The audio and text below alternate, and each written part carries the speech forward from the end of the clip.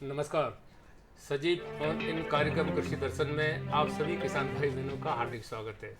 किसान भाइयों, वर्षा ऋतु में पशुओं को अनेक चुनौतियों का सामना करना पड़ता है, जैसे अधिक नमी, कीचड़ और बीमारियों का खतरा।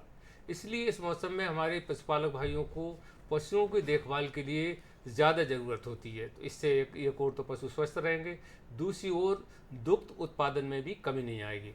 किसान भाइयों, आज हम आपको दुधारू पशुओं में वर्षा ऋतु में कैसे देखभाल करें इसी संबंध में जानकारी देंगे। जानकारी देने के लिए आज हमारे साथ हैं कृषि विज्ञान केंद्र दतिया से वैज्ञानिक पशुपालन डॉक्टर रूपेश जैन जी। डॉक्टर साहब, आपका कार्यक्रम में स्वागत है। धन्यवाद किसान भाई। किसान भाइयों, आज हमारे साथ एक सफल किसान जो प्राकृतिक खेती करते हैं, साजापुर गांव कोड़ाना से हैं, अशोक जी शर्मा। नमस्कार अशोक जी, आपका भी कार्यक्रम में स्वागत है। धन्यवाद। किसान भाइयों, आप हमें फ़ोन करें, विषय के अनुरूप हमें फ़ोन करें। हमारे निःशुल्क फ़ोन नंबर है 0755-266-0049, 0755-266-0232। आप इन निःशुल्क नंबरों पर फ़ोन करें, हमारे विशेषज्ञ आपकी जिज्ञासा का समाधान करेंगे। डॉक्टर साहब, सबसे पहले हम आपसे ये जानना चाहेंगे कि वर्षा ऋतु चल रही है और ऐसे मौसम में दुधारू पशुओं को क्या क्या ऐसे महत्वपूर्ण काम होते हैं, क्रिया होती हैं जो हमारे पशुपालक भाइयों को करना चाहिए।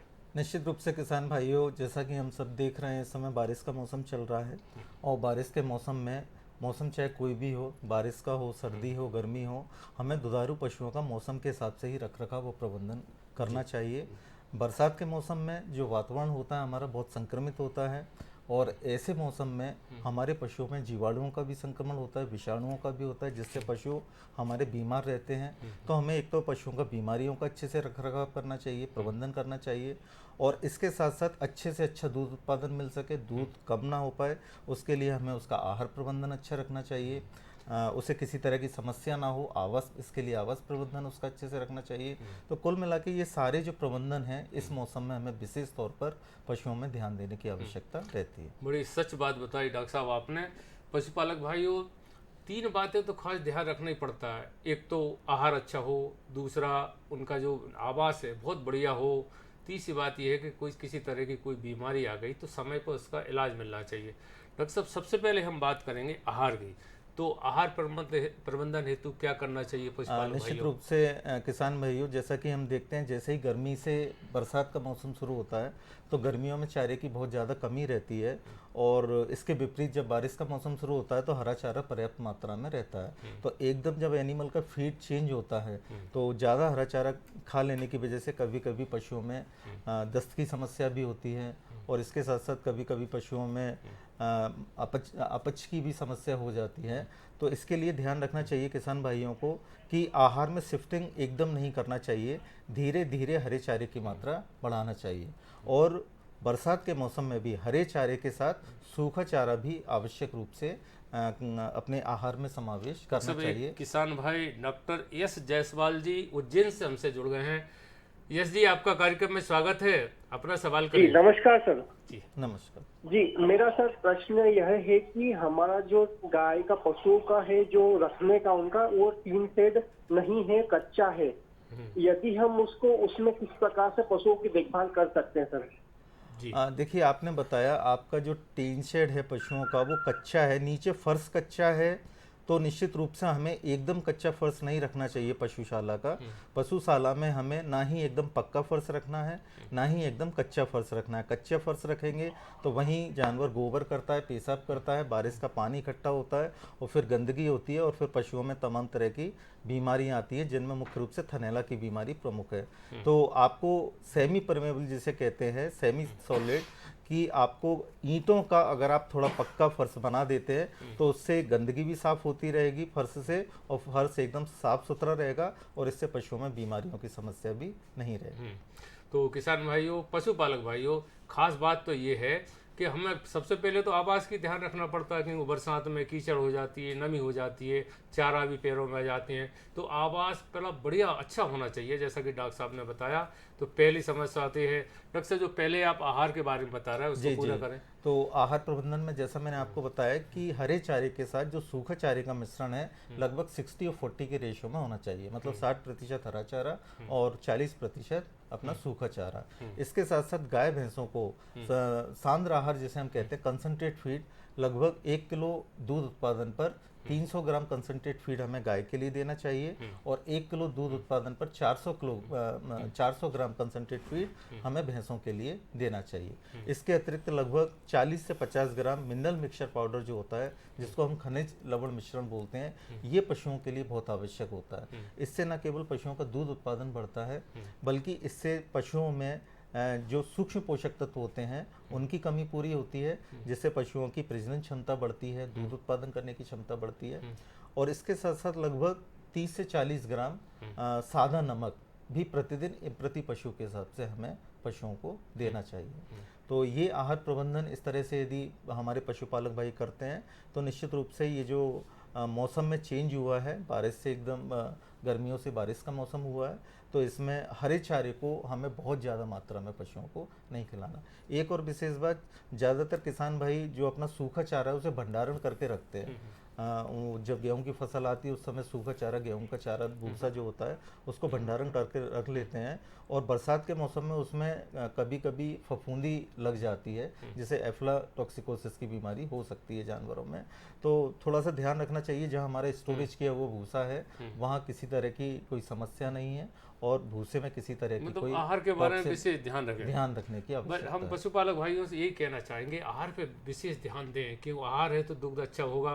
किसान भाइयों, हम और आगे भी बात करेंगे, परजीवी से करेंगे, बीमारियों की बात करेंगे, पर वक्त है अभी छोटी से ब्रेक का। ब्रेक के बाद फिर आपसे मिलते हैं। अरे सुन तो। मुझे क्या सुनाना चाहते हो? जो सुनाओ मेरी सौतन को। किसको? अरे वही तुम्हारा मोबाइल फोन जिससे सुबह शाम दिन रात चिपके रहते थे और कहते थे किसान कॉल सेंटर से बातें हो रही हैं।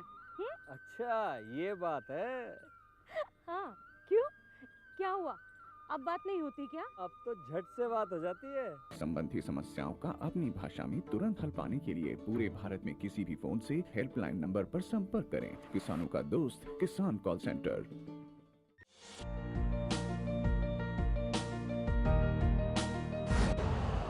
यूरिया का स्वदेशी उत्पादन 70 लाख टन बढ़ाने के लिए 6 उर्वरक संयंत्रों का उद्धार किया जा रहा है। FCIL के गोरखपुर, सिंदरी, तलचर और रामागुंडम संयंत्र, HFCL की बरौनी इकाई और BVFCL की नामरू फोर्थ। सोने पर सुहागा ये है कि देश में अब बनेगा सिर्फ नीम लेपित यूरिया, क्योंकि इससे होगा किसानों का फायदा ही फायदा। अनाज का उत्पादन 10% तक बढ़ेगा। बढ़ेगी 10 से 15% नाइट्रोजन क्षमता।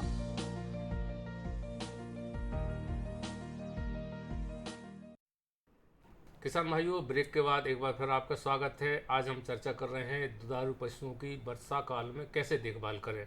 इस संबंध में जानकारी देने के लिए हमारे साथ हैं कृषि विज्ञान केंद्र दतिया से वैज्ञानिक पशुपालन डॉक्टर रूपेश जैन जी। एक बार फिर आपका स्वागत है।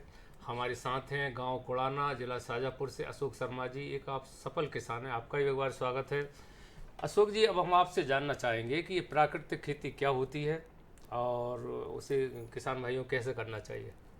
प्राकृतिक खेती पूर्ण तरह अपने किसानों से बिल्कुल पास में जो भी साधन उपलब्ध है, जैसे गाय से प्राकृतिक खेती, गौमूत्र और गाय के गोबर, इससे प्राकृतिक खेती होती है। और बाकी जो नेचुरल तरीके से पेड़ के पत्ते से इसकी दवाई बनाई जाती है। मतलब कुल मिला के प्राकृतिक खेती है कि आपको बाजार से किसी भी प्रकार का खाद दवाई नहीं लाना है, स्वयं किसान के पास जो संसाधन उपलब्ध है उससे की गई खेती ही प्राकृतिक खेती है। तो ये खरीफ मौसम में प्राकृतिक खेती कैसे करते हैं आप? खरीफ मौसम में प्राकृतिक खेती अभी जैसे खरीफ में अभी सोयाबीन बोएगी, मूंगफली है, ये जो बोई इसमें स्टार्टिंग में जैसे अभी हमने जो सोयाबीन बोई है उसको बीजा अमृत से हमने इसको उपचारित की सोयाबीन, और इसको उपचारित करने के बाद सोयाबीन को बोई है। उसके बाद इसमें 2 बार हमने सोयाबीन में, मूंगफली में और हल्दी में जीवामृत का प्रयोग किया और 1 बार हमने नीमास्त्र का प्रयोग किया। इनके प्रयोग से जो केमिकल की खेती है, जो बाकी पेस्टिसाइड से खेती हो रही है, उससे हमारी सोयाबीन इससे बेहतर है। आप ये बताएं कि आप एक मास्टर ट्रेनर के रूप में भी आप अपने क्षेत्र में आप नियुक्ति के सिलेक्ट किया आपको, तो ये क्या होता है, इससे क्या कैसा उत्साहवर्धन होता है किसानों का आपका? अभी जो देश में 2 से 2.5 साल पहले ही प्राकृतिक खेती चालू हुई है, इसमें कृषि विज्ञान केंद्र हमारे शाजापुर से जो हम पहले ही किसानों में जो प्राकृतिक खेती उनके चालू की है मैंने, और कृषि विज्ञान केंद्र शाजापुर के माध्यम से ही मैं मास्टर ट्रेनर झांसी में मेरा सिलेक्शन हुआ था और मैंने वहाँ पर ट्रेनिंग की है।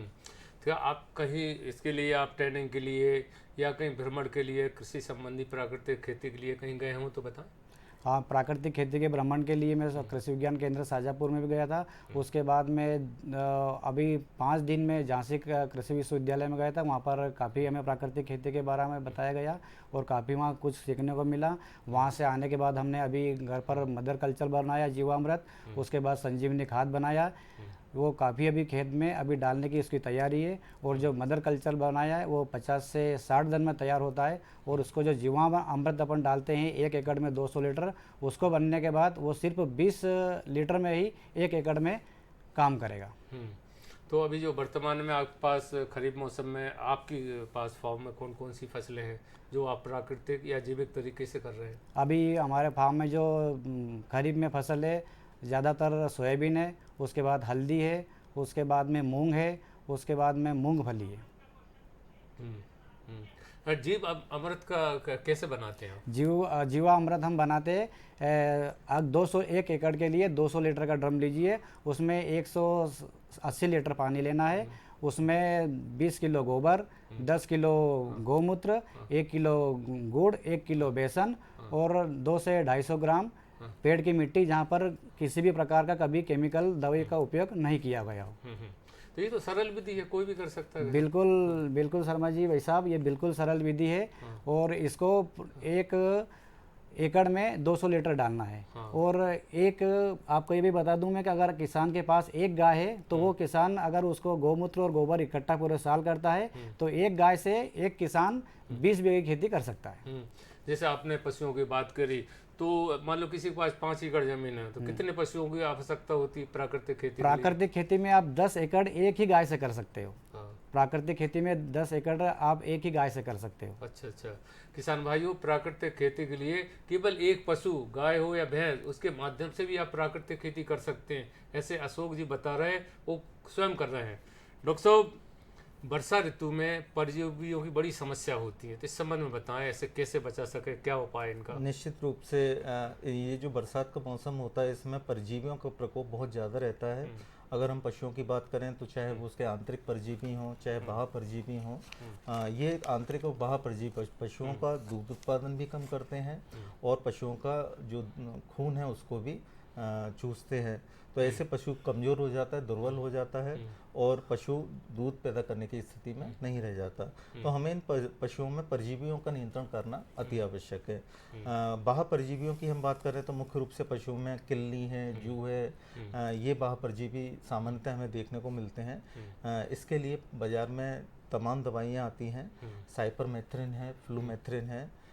इसका 1 ml 1 या 2 लीटर पानी में घोल बना के और पशु के शरीर पर जहाँ आपको बाह्य परजीवी दिख रहा है वहाँ उसको लगाना है। इसी तरह यदि पशुओं में आंतरिक परजीवी की समस्या है जो कि इस मौसम में रहती है तो इसके लिए एल्बेंडाजोल नाम की दवा आती है। इस दवा की 3 ग्राम की मात्रा एक बड़े पशु को हमें हर 3 महीने में देना चाहिए, जिससे उसके पेट के जितने भी अंदर कीड़े हैं, आंतरिक परजीवी हैं, वो समाप्त हो जाते हैं। और आंतरिक परजीवी के लिए केवल एल्बेंडाजोल के साथ साथ हम अगर गाभिन पशु है जैसे 4 से 5। आंतरिक परजीवी क्या होता है अभी आप बता रहे? आंतरिक परजीवी हैं जो कीड़े पेट के अंदर रहते हैं। बाह्य परजीवी तो हमें ऊपर से देख सकते हैं, जिन्हें हम किल्ली हैं, जू है, लेकिन पशुओं के शरीर के अंदर जो कीड़े रहते हैं जो उसकी आंतों से चिपके रहते हैं और आंतों से चिपक के खून चूसते हैं, तो वो तो बाहर से दिखाई नहीं देते।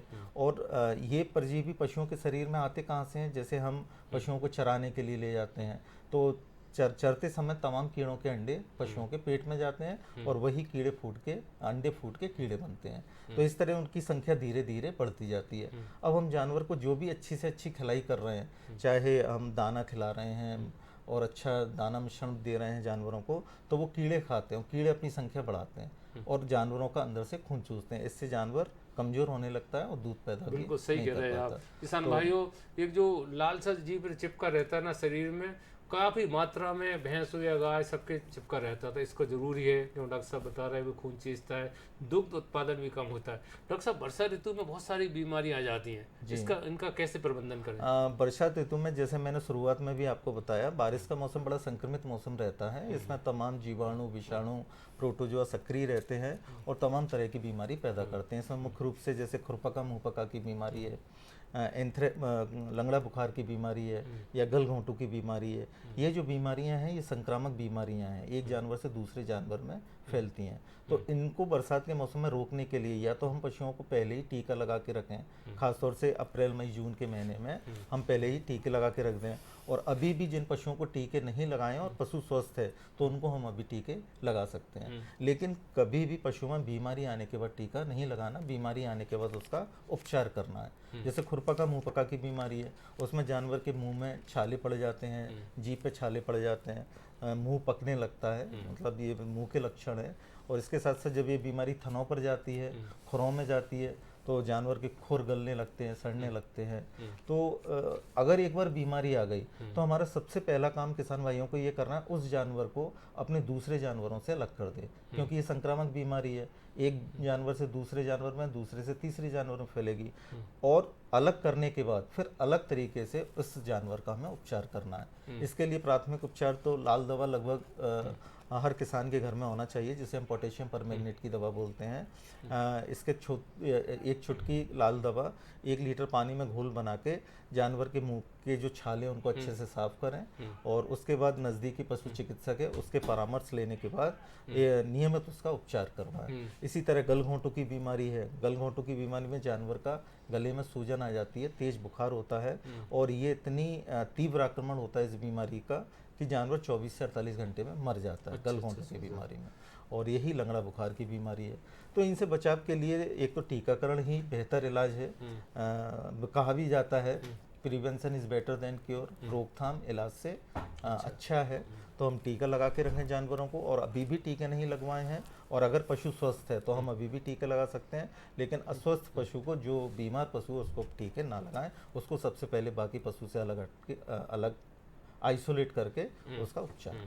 तो पशुपालक भाइयों, एक खास बात डॉक्टर साहब ने बताई है कि बीमारी के पहले स्वस्थ पशु को टीकाकरण करवा लेना चाहिए। अगर कोई बीमारी आ गई तो फिर टीकाकरण नहीं बल्कि उसका उपचार करवाना चाहिए और निकटतम जो पशु औषधालय में डॉक्टर को बताना चाहिए और उसका इलाज करना चाहिए।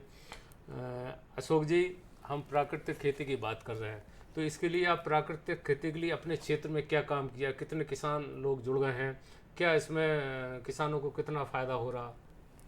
अभी प्राकृतिक खेती में अभी एक मिशन चल रहा है, स्वस्थ माटी संपन्न किसान, उसमें अभी अभियान चल रहा है। सरकार भी इसमें काफ़ी सहयोग कर रही है।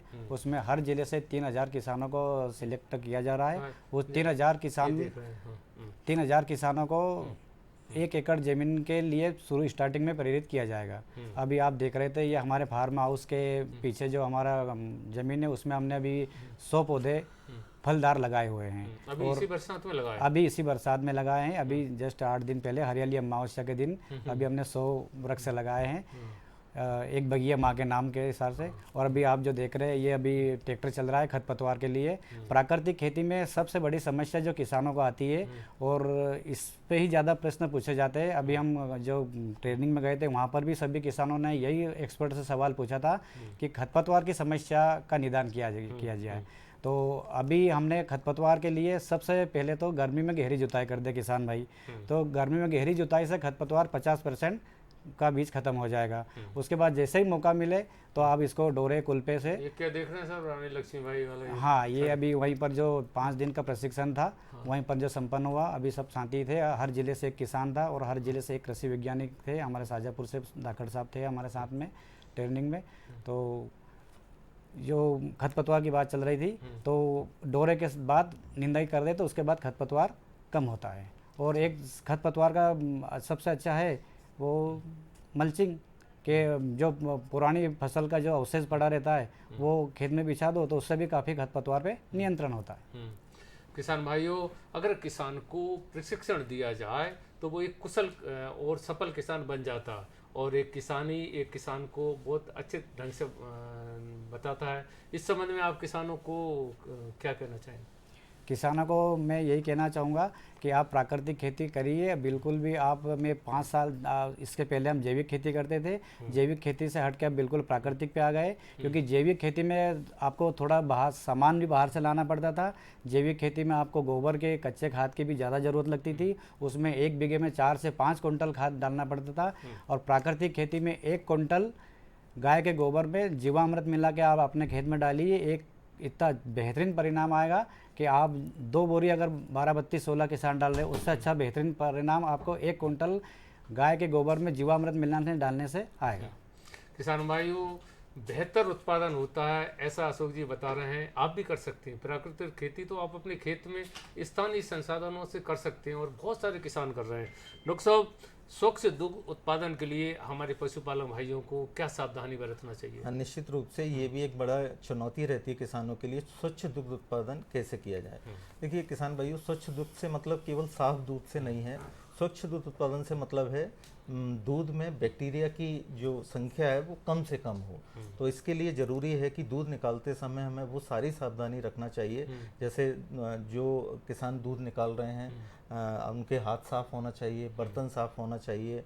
जब हम थनों को धोते हैं तो लाल दवा से दूध निकालने से पहले और दूध निकालने के बाद लाल दवा से थनों को धो, जिससे कि कोई भी जीवाणु का आक्रमण उसके थन पे ना हो पाए, और उसके थन में एक थनैला की बीमारी भी हो जाती है इस मौसम में, तो उस बीमारी से हम पशुओं को बचा सकें। और इसके साथ साथ पशु को स्वच्छता, साफ सफाई जितना ज़्यादा रखेंगे अपने पशु बाड़े में, उतना ही स्वच्छ दूध उत्पादन अच्छा होगा, मतलब दूध उत्पादन अच्छा होगा, स्वच्छ होगा, और वो दूध हम मनुष्यों के लिए उपयोग करने के लिए ज़्यादा बेहतर होगा। जैसे दूध निकालने के पहले जो पशुपालक भाई आमतौर से हाथ से निकालते हैं, जी, अंगूठे से सिर्फ, तो क्या सावधानी बरते, क्या वैज्ञानिक इसमें सलाह है? एक और किसान भाइयों को जो मैं विशेष सलाह देना चाहूँगा, ज़्यादातर किसान भाई जो दूध निकालते हैं वो अंगूठा विधि से निकालते हैं, मीन्स अंगूठा और इंडेक्स फिंगर का उपयोग करके इसे दूध निकालते हैं। तो या फिर पूरे अंगूठे से दूध निकालते हैं, अंगूठे को एक जगह पर्टिकुलर दबा के दूध निकालते हैं। तो ये दूध निकालने का सबसे गलत तरीका है। दूध निकालने का सबसे सही तरीका है फुल हैंड मेथड से, मतलब पूरे हाथ में थन को एक समान रूप से प्रेस करना चाहिए।